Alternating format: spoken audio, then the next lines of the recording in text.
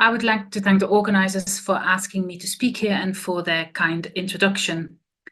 These are my conflicts of interest. So I've been asked to talk to you about TPO antibodies and whether we should treat them or not. And I thought I'll illustrate this with a clinical case vignette. I know we can't do any audience voting here, but I think it just gives a bit of food for thought. So this is a 35-year-old female patient who has a history of 3 first trimester miscarriages, and she has no living children. There is no significant past medical history, and there is a family history of hypothyroidism. Other tests for recurrent miscarriage are normal, and when looking at her thyroid function, so her TSH is normal, as is her free T4, and TPO antibodies are mildly raised. And so the question here is, should we start levothyroxine therapy and aim to keep her serum TSH below 2.5 before her next pregnancy? Do we reassure her but monitor her thyroid function during next pregnancy starting from the first trimester? Do we offer her oral prednisolone at a dose of 10 milligrams daily, again starting from the next positive pregnancy test? Or do we advise the patient not to get pregnant and repeat serum TSH and free T4 measurements after 3 months to ensure they are stable? So this brings us to the topic of thyroid autoimmunity and pregnancy. I will come back to the case vignette at the end of my talk. So TPO antibodies are present in about 15% of the general population, but when you look at unselected pregnancies, this is present in up to 17% and probably in up to 30% of subfertile or recurrent miscarriage populations. So importantly, what happens in TPO antibody positive women is that the usual physiological responses of free T4 and TSH do not occur. So what happens in TPO anti-negative women is that serum TSH with rising HCG will go down and serum free T4 will rise. But you can see in these studies here that in TPO antibody positive women, this doesn't happen. So the TPO status seems to affect the gestational response to thyroid function test, and it also affects treatment thresholds generally for starting levothyroxine. So when we performed the tablet study in the United Kingdom, where we screened 20,000 women who were with either one miscarriage or infertility who were trying to become pregnant, we found an overall prevalence of TPO antibodies of 9.5%, so not quite that 30% that was quoted. We know that women who were older had a higher chance of being TPO antibody positive, but this was not significant. But Black women were less likely to be antibody positive compared to white women. And there was a dose-response relationship observed between TPO antibody positivity and BMI. So BMI greater than 35 was associated with a significantly increased risk of TPO antibody positivity. But this was not more prevalent in women with subfertility when compared to those who had 1 or more miscarriages. So, and thyroid autoimmunity, be that antibodies to TPO, thyroglobulin, or the TSH receptor, is the most common autoimmune condition in the reproductive age. And whilst there has been an association in groups of subfertile women with between thyroid autoimmunity and unexplained infertility, endometriosis, or ovarian causes of infertility, such as PCOS and premature ovarian insufficiency, no difference in ovarian reserve markers have been found, or so especially when you look at anti-Müllerian hormone concentration or antral follicle count, this has not been shown to be consistently different between TPO antibody positive and or thyroid autoimmune positive and negative women. So an important study I'd like to highlight here is a systematic review and meta-analysis of 22 studies that were published in 2021. What this found was no difference in fertilization rate, implantation rate, or clinical pregnancy rates when comparing women with and without thyroid autoimmunity. And this is a paper that I've already highlighted in my Year in the Thyroid, but a retrospective cohort study from China looking at women between 2015 and 2019, 5,400 euthyroid women who were undergoing assisted conception, of whom 988 patients had positive antibodies. And like I said, this was antibodies to TPO, thyroglobulin, or to both. And you can see that for both the fresh and the frozen embryo transfer, there was no difference in outcomes, including biochemical pregnancy, clinical pregnancy, miscarriages, and live birth between antibody positive and antibody negative women. Again, further evidence here that not in all studies these links have been shown. So what then about thyroid autoimmunity and pregnancy outcomes? Well, again, this systematic review and meta-analysis that was done looked also at miscarriage rate and live birth rate. So for the miscarriage rate, 21 studies were included, and there was a significantly higher miscarriage rate in women who were thyroid antibody positive with an odds ratio of 1.52.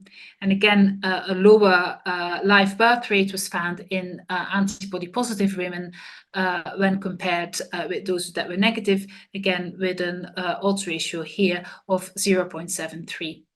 And indeed, there have been another number of large systematic reviews and IPD meta-analysis that have confirmed an increased risk of miscarriage and preterm birth.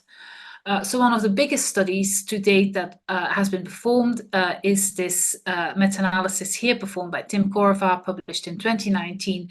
And this particularly looked at patients' thyroid status and TPO antibody positivity.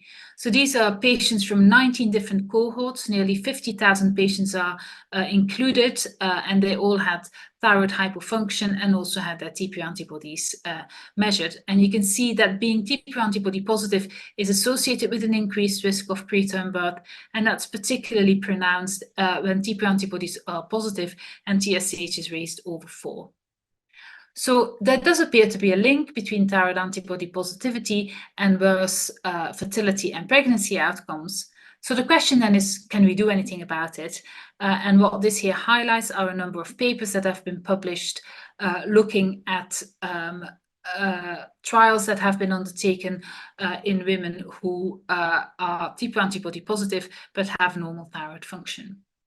So we now have three very clear clinical trials, all of which are negative, looking at treatment of TPO antibody positivity with levothyroxine. So the first one was an RCT in women undergoing IVF egg transfer, and the primary outcome here was a miscarriage rate at less than 28 weeks. So 600 women are randomized to standard therapy, and 600 women were randomized to receive levothyroxine. And you can see that for all the primary and secondary outcomes, this trial was negative. So treating these women undergoing IVF egg transfer with TPO antibody positivity did not affect their pregnancy or fertility outcomes. I then was part of the tablet trial that was performed in the United Kingdom in 19 different centers, where 470 women were randomized to receive 50 micrograms of levothyroxine, and 470 received placebo. And our primary outcome was live birth at 34 or more weeks. And again, this was a negative trial, indicating that treatment with levothyroxine made no difference. We also looked at a large number of secondary outcomes, but what I would like to particularly highlight here is this thorny issue of a serum TSH that's between the lower limit of normal and 2.5, or serum TSH that's greater than 2.5. And again, there was no difference here in between the different groups. Similarly, there was no difference depending on the number of previous miscarriages or whether patients received infertility treatment at time of randomization. So none of the secondary outcomes were positive either. So what we did following on from the tablet study was do a follow-up study looking at those women who are TPO antibody positive but have normal thyroid function. Do they actually develop hypothyroidism? Because that is one of the things we fear in those patients. And indeed, out of the 940 women that we randomized who were TPO antibody positive, 70 of them, which was 7.4%, developed hypothyroidism. And for the vast majority, this was subclinical. 2% of patients developed thyrotoxicosis, and these were almost exclusively in the levothyroxine-treated group. 80% of those who developed thyroid dysfunction did this within 6 months of being randomized, and the vast majority developed thyroid dysfunction before they conceived. And if it was during pregnancy that they developed thyroid dysfunction, for the majority of patients, this was at 6 weeks. Having a higher level of TPO or higher TSH concentration was associated with increased risk of developing hypothyroidism. And looking at the outcomes, the failure to conceive rate was higher in those treated for subclinical or overt hypothyroidism, but the live birth rate was similar. And then a third trial, so this was performed in the Netherlands, the T4 Life trial. So this randomized 187 women who needed a minimum of 2 pregnancy losses, so 2 or more pregnancy losses, and their primary outcome was live birth beyond 24 weeks. Again, this was euthyroid TPO antibody positive women who were treated with weight-based dose of levothyroxine. And again, as you can see here from this graph, this was a negative trial, and therefore the recommendation from this was that the routine use of levothyroxine cannot be recommended in TPO antibody positive euthyroid women. And then, of course, what I often used to tell my patients was, well, I'm not really sure that by giving you levothyroxine, I will make much difference or there will be much benefit, but we're probably not doing any harm. And I think there are now a number of signals coming that indeed giving levothyroxine when it is not indicated may be associated with harm.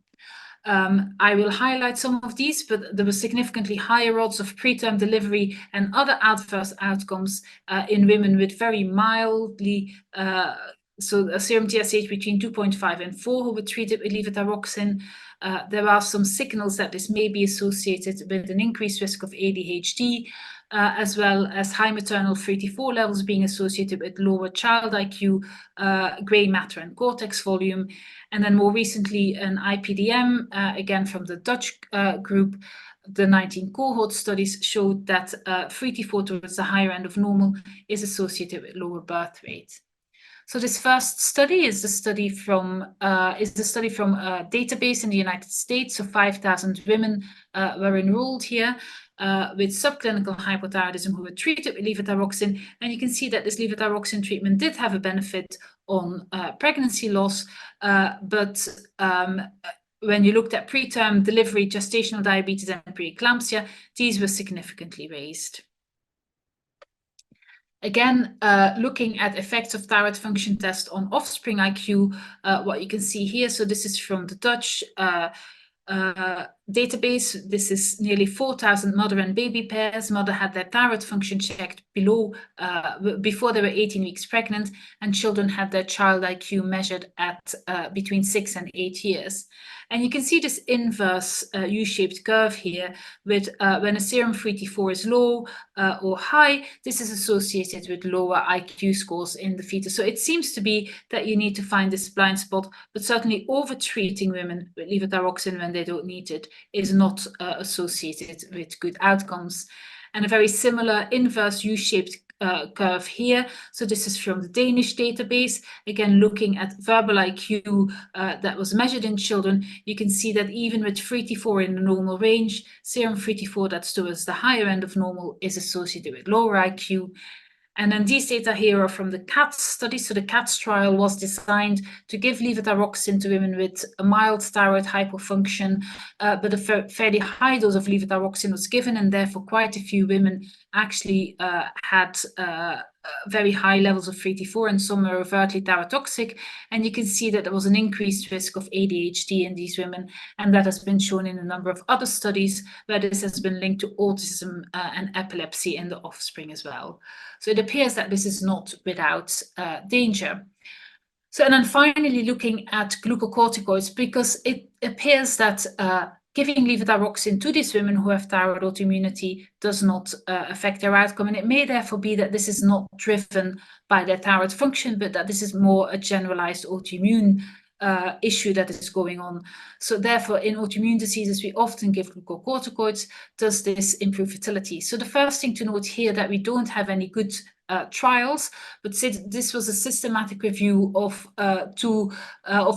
three retrospective studies that were performed. You can see that 237 of these women were anti-thyroid antibody positive, and 384 were negative. And so glucocorticoid therapy was given. So the first thing to note was that this was relatively low numbers of patients, but when they looked at oocyte retrieval, glucocorticoids did not appear to have a beneficial effect. And again here, trying to highlight the very low numbers that are included here, but pregnancy rates and live birth rates seem to be beneficially affected by glucocorticoids, whereas miscarriage rate was not. So I do believe that maybe we should do some trials looking at glucocorticoids and their effects, but at this moment in time, we don't have sufficient evidence that this actually results in improved outcomes. Coming back to my clinical case vignette here, I think that starting levothyroxine therapy in this patient and aiming for a serum TSH less than 2.5 is not right, as I've hopefully convinced you. Based on the follow-up study of the tablet trial, I think monitoring thyroid function during the next pregnancy is important. We don't have sufficient evidence and certainly no trial evidence to offer glucocorticoids in this setting. And I think, again, repeating serum TSH and free T4 is not necessary, but I think, as I said in option B here, I would reassure the patient and monitor thyroid function. So the previous iteration of the ATA guideline, which is going to be changed in the next year or so, did state that levothyroxine therapy may be considered for women who are TPO antibody positive and who have a serum TSH greater than 2.5. That is not what the next guidelines will say, and this recommendation really predated all three of the largest trials that have been done. Further work that's ongoing is that currently Rima Smith and Tim Korova are evaluating the use of levothyroxine to reduce miscarriage in women with mild thyroid dysfunction based on the consortium on thyroid in pregnancy, and they're analyzing data from 11 randomized controlled trials, particularly looking at this group of patients here where serum TSH is between 2.5 and 5. So what are my clinical recommendations? I think, and so this is based on the scientific impact paper that Rima and I wrote for the Royal College of Obstetrics and Gynecology. I think all women with subfertility or recurrent pregnancy loss should have thyroid function and TPO antibody positivity, TPO antibody measured, and ideally they should have a normal thyroid function within 6 to 12 months of becoming pregnant. Preconception treatment with levothyroxine should be offered when serum TSH is above the reference range, and that should be regardless really of TPO status. And generally what we recommend is a 1 to 1.2 microgram per kilogram body weight start of levothyroxine. There is insufficient evidence to recommend treatment of a serum TSH between 2.5 and 4. And then in euthyroid positive antibody women who are euthyroid but have positive antibodies, there is no place for routine treatment with levothyroxine, but again, offer thyroid function testing in each trimester, but really importantly, starting as soon as possible and early in pregnancy, and that is due to that 7% risk of disease progression. Many thanks for your attention.